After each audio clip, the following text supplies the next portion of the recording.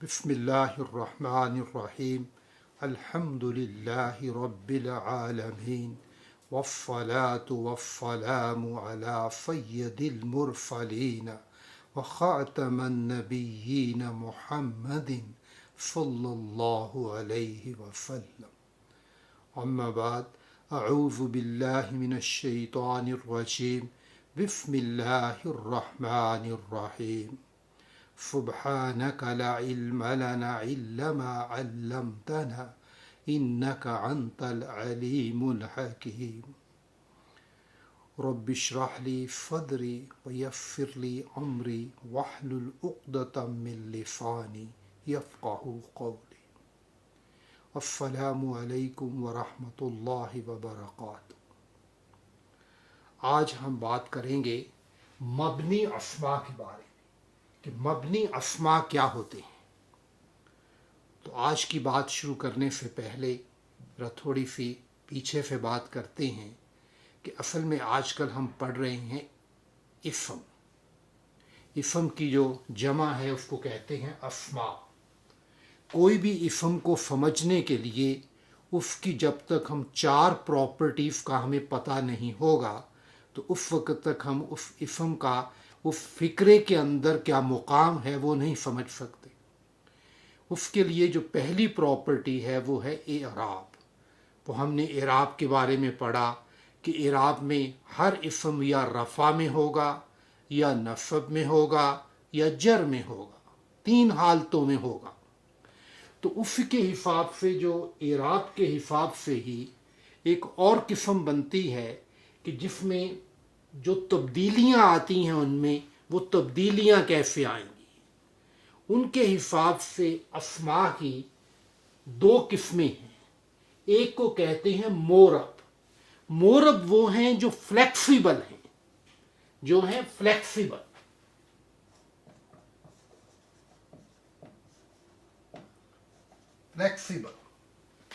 جو دوسرے ہیں مبنی ہیں نان فلیکسیبل.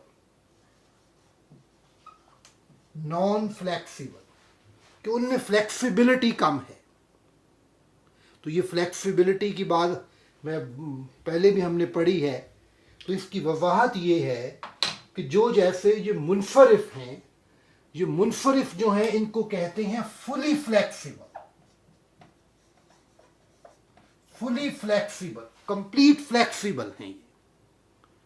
تو اس کی مثال یہ ہے جیسے منفرف میں ایک ہے ناؤن ہے زیدن. زیدن رفع میں ہے، جب نصب میں جاتا ہے زیدن، جب جر میں ہے زیدن.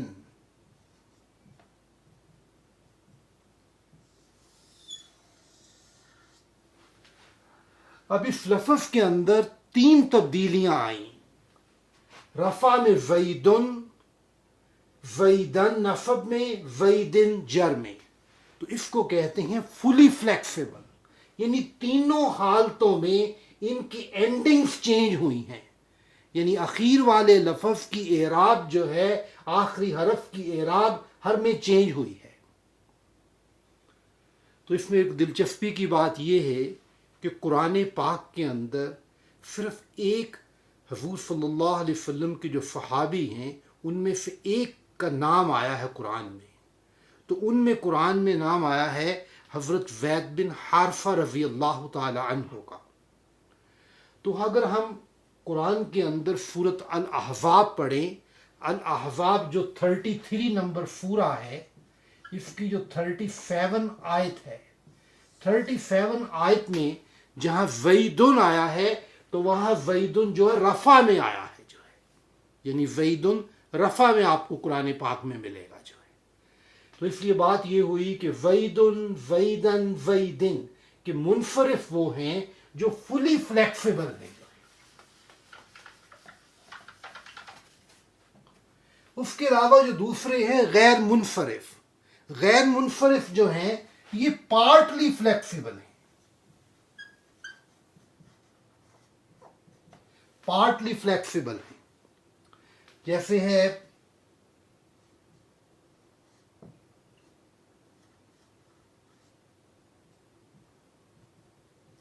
ابراہیم. ابراہیم جو ہے یہ ہے رفع میں.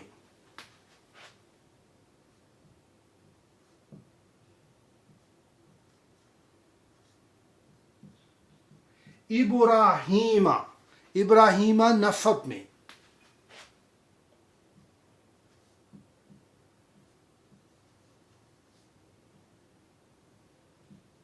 ابراہیم جر میں.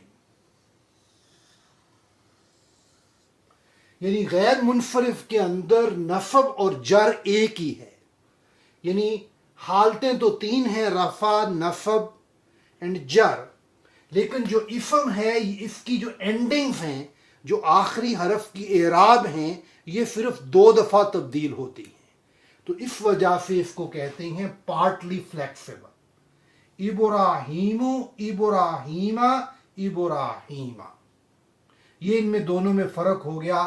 فلی فلیکسیبل میں تینوں میں اینڈنگ چینج ہوں گی، اور غیر منصرف میں 2 حالتیں تبدیل ہوں گی. تو اس کے معاملے میں اب بات ہم کرتے ہیں مبنی کے بارے میں، کہ مبنی اسما وہ اسما ہیں کہ جن میں تبدیلی آتی نہیں ہے، اسی لیے ان کو کہتے ہیں non flexible. Non flexible means کہ تینوں حالتوں کے اندر، رفع کے اندر، نصب کے اندر، جر کے اندر، ان کا جو آخری حرف ہے، آخری حرف کے اوپر اعراب میں کوئی تبدیلی نہیں آئے گی. تو اسی کے لیے کہتے ہیں کہ یہ جو مبنی ہیں یہ نان فلیکسیبل ہیں، ان میں کسی قسم کی تبدیلی نہیں ہے. جس یہ لفظ جیسے ایک دفعہ بن گئے ہیں اسی طرح ہر حالت میں رہتے ہیں. اس کی میں نے کچھ مثالیں لکھی ہیں کہ ہاذا ہاذا ہاذا، تینوں حالتوں میں ہاذا رہے گا. الذی الذی الذی، تینوں حالتوں میں الذی رہے گا. موسیٰ موسیٰ موسیٰ. تو بات یہ سمجھ آئی کہ مبنی اسما وہ ہیں، لیکن مبنی اسما کی تعداد بہت کم ہے. یہ تقریباً 2% کے برابر ہیں، اور غیر منصرف جو ہیں یہ 13% کے برابر ہیں، اور جو منصرف جو ہیں وہ 85% کے بارے میں ہیں. یہ ان کی تقریباً ریشو آتی ہے اسما کی جو ہے. تو اب یہ بات یہ ہے کہ کون سی کیٹاگریز ہے کہ جو مبنی ہوتے ہیں.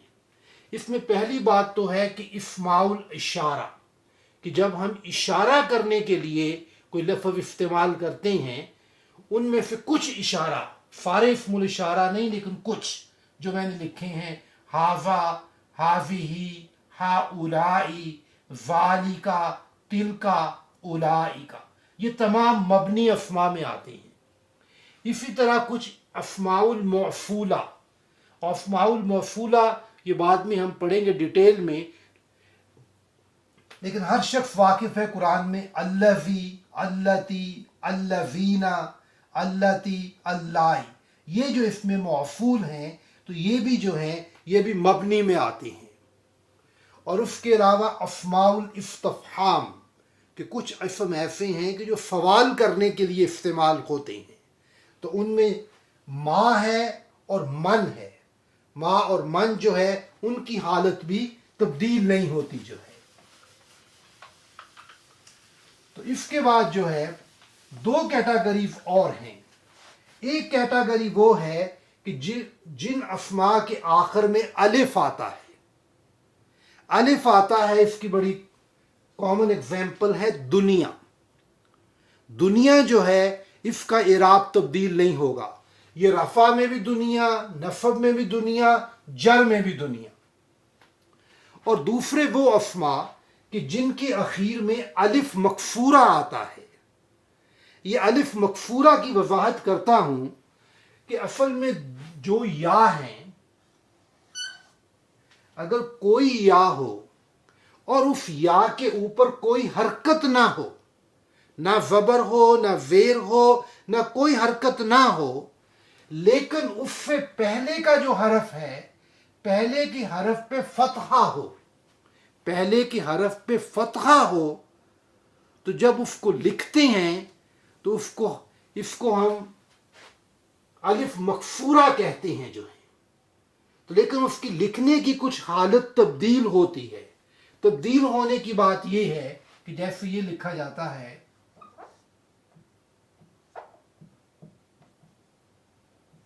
بشرا، پھر یہ اس کو الف کی حالت کو چینج کرتے ہیں، الف سٹریٹ فتحہ آتی ہے وہ جو ہے، یعنی لکھنے میں آئے گا بشرا، تو اس کا مطلب ہے کہ پڑھنے میں یا بالکل نہیں آ رہی، بشرا.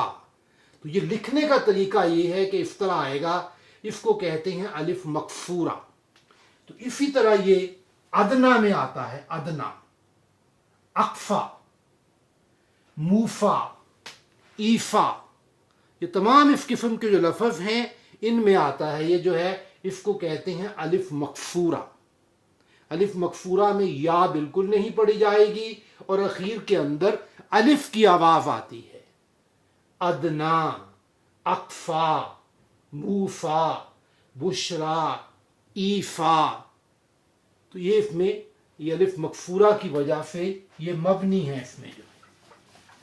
اس کے بعد جو آخری قسم ہے کہ جو مبنی میں آتی ہے اس کو کہتی ہیں اسماء العدد.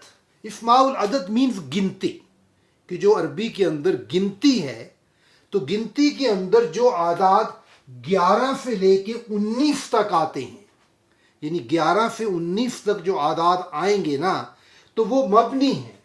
جیسے یہ لکھا ہوا ہے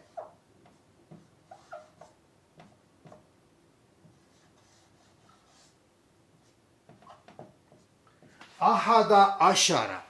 احد عشرہ جو ہے یہ 11 کے لیے آتا ہے، احد عشرہ 11 کے لیے ہے جو ہے. تو یہ جتنے بھی لفظ آتے ہیں ان کو ہم کہتے ہیں مبنی بر فتحہ. فتحہ مینز کہ ان پہ پہلے حرف، کیونکہ یہ مرکب بنتا ہے نا احد عشرہ، تو اس کے آخر پہ بھی زبر آئی ہے، یہ فتح آئی ہے، اور عشرہ میں بھی فتح آئی ہے، تو اس لیے کہتے ہیں مبنی بر فتحہ، احد عشرہ. تو یہ قرآن پاک کے اندر جو سورت یوسف ہے، یہ سورت نمبر 12 جو ہے اس کی آیت نمبر 4، یہ آپ قرآن کھول کے دیکھیں تو اس کے اندر جو آیت نمبر 4 ہے تو آیت نمبر 4 میں یہ احد عشرہ کا لفظ آیا ہے. اعوذ باللہ من الشیطان الرجیم، بسم اللہ الرحمن الرحیم. اذ قال یوسف لأبیہ یا ابتی انی رأیت احد عشر کوکبا والشمس والقمر رأیتهم لی ساجدین.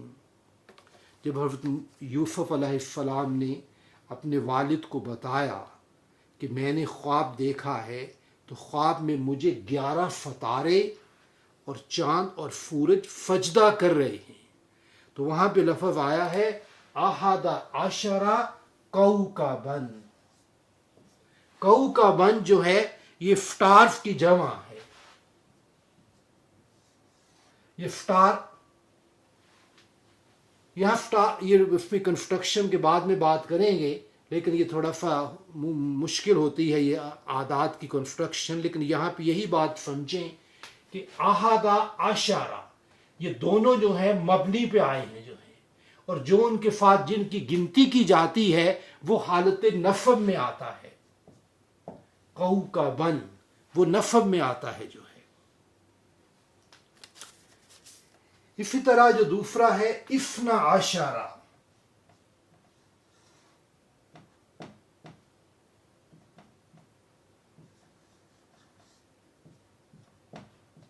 اثنا عشرہ ہے 12 کے لیے، 12 کو کہتے ہیں اثنا عشرہ.